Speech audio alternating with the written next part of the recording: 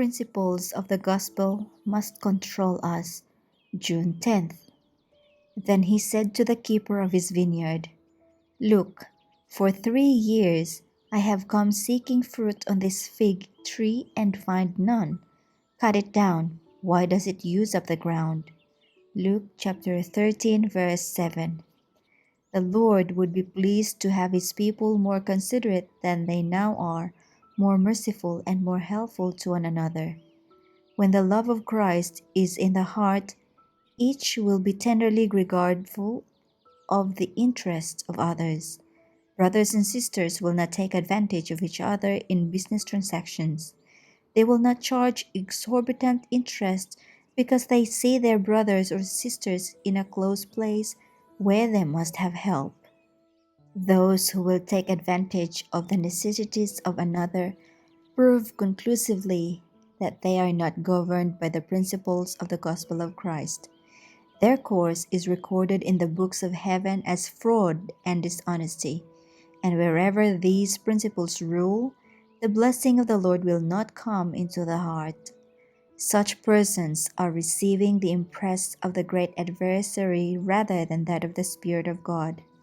But those who shall finally inherit the heavenly kingdom must be transformed by divine grace. They must be pure in heart and life and possess symmetrical characters. All the means you may accumulate, even though it should be millions, will not be sufficient to pay a ransom for your soul. Then do not remain in impenitence and unbelief, and defeat the gracious purposes of God.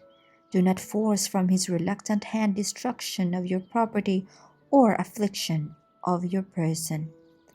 How many there are who are now taking a course which must ere long lead to just such visitations of judgment.